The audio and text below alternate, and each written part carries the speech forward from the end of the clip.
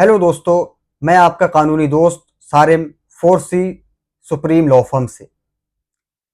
आज हम बात करेंगे देश की सबसे बड़ी अदालत सुप्रीम कोर्ट के एक ऐसे फैसले की जिसने लीगल सर्किल और समाज में एक नई बहस छेड़ दी है।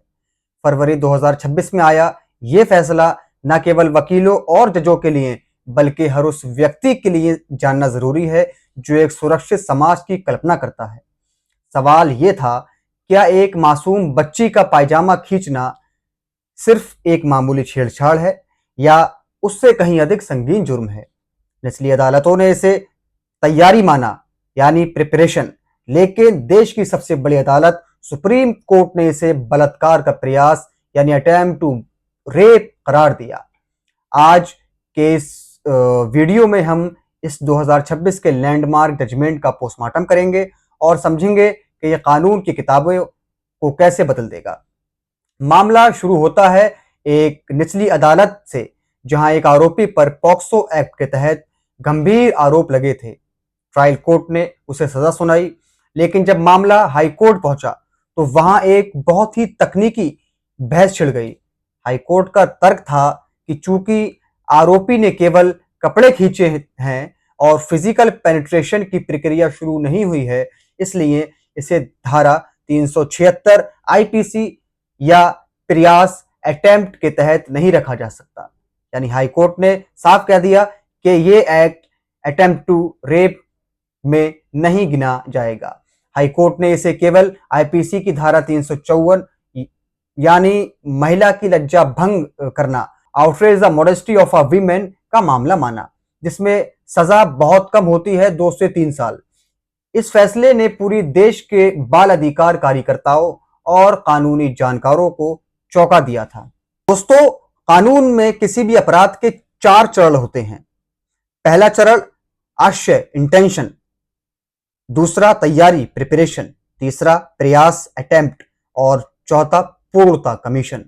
अब यहां पेच फंसा था तैयारी और प्रयास के बीच, यानी यहां पर प्रिपरेशन और अटेम्प्ट में फर्क समझ में नहीं आ रहा था।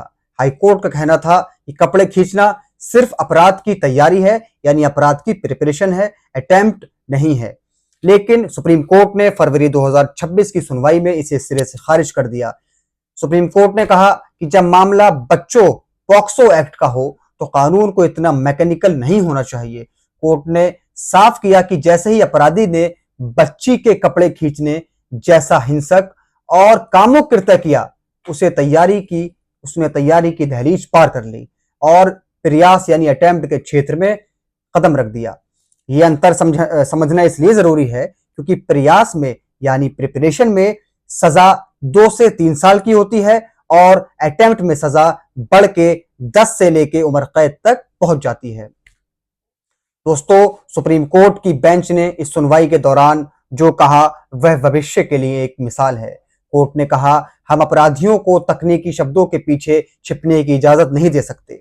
अदालत ने याद दिलाया कि POCSO act protection of children from sexual offences का मुख्य उद्देश्य बच्चों को सुरक्षित माहौल देना है, ना कि वकीलों को शब्दों की बाजीगरी करने का मौका देना। कोर्ट ने यह भी स्पष्ट किया कि समाज में बच्चों के प्रति होने वाली हिंसा को नॉर्मलाइज नहीं किया जा सकता।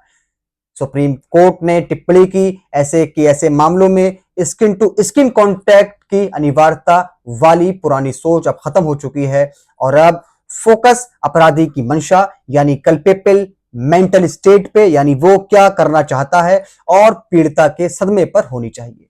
साथियों, आइए अब थोड़ा तकनीकी गहराई में चलते हैं। पॉक्सो की धारा 4 और धारा 6 संगीन यौन हमले एग्रेवेटेड सेक्सुअल असॉल्ट की बात करती हैं। जब सुप्रीम कोर्ट इसे अटेम्प्ट टू रेप मानता है तो इसका सीधा असर आरोपी की सजा पर पड़ता है। जैसे अगर मैं बात करूं पहली चीज सजा की अवधि, तो अब ऐसे मामलों में 10 साल से लेकर उम्र कैद तक की सजा हो सकती है, जो पहले महज 2 से 3 साल में सिमट सकती थी। जमानत की बात की जाए तो जब अपराध अटेम्प्ट टू रेप की श्रेणी में आता है तो जमानत मिलना लगभग नामुमकिन हो जाती है।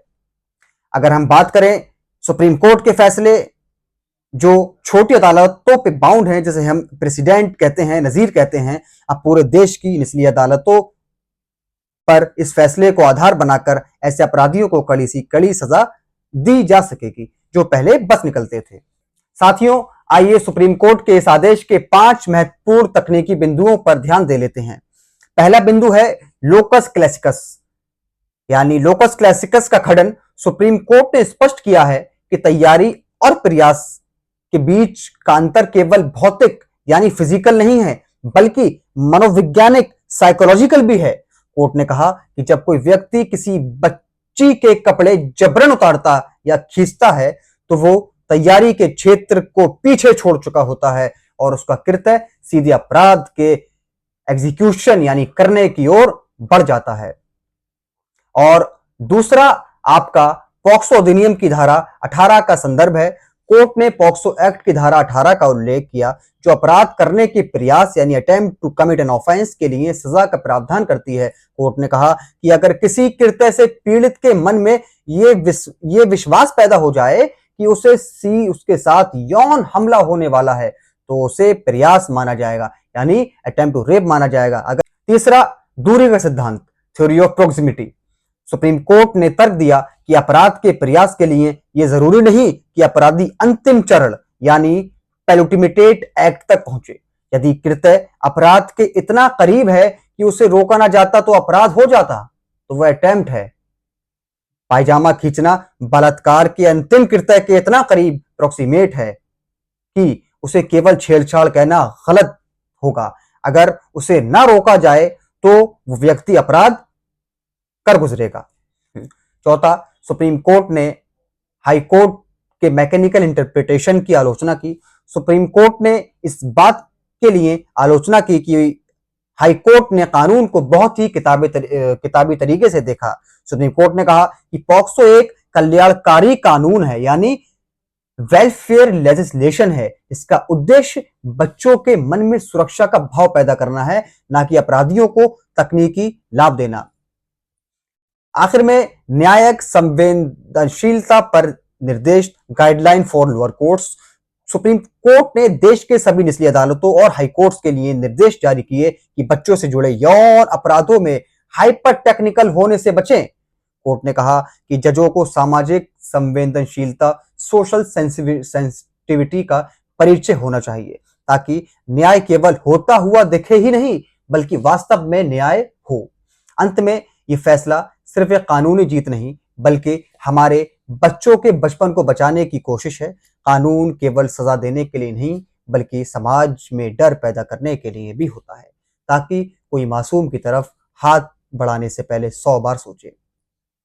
साथियों, एक कानूनी शोधकर्ता और नागरिक के तौर पर मेरा मानना है कि सुप्रीम कोर्ट ने यह स्पष्ट कर दिया कि भारत की न्यायपालिका बच्चों की सुरक्षा के प्रति पूरी तरह प्रतिबद्ध है। आपको यह विश्लेषण कैसा लगा? आपको क्या लगता है कि इस फैसले से अपराध कम होंगे? अपनी राय नीचे कमेंट बॉक्स में जरूर लिखें। और अगर आप ऐसे ही कानूनी विश्लेषण देखना चाहते हैं तो 4C supreme law video channel को सब्सक्राइब करें और वीडियो को शेयर करें। साथियों, सतर्क रहें, सुरक्षित रहें। जय हिंद, जय भारत।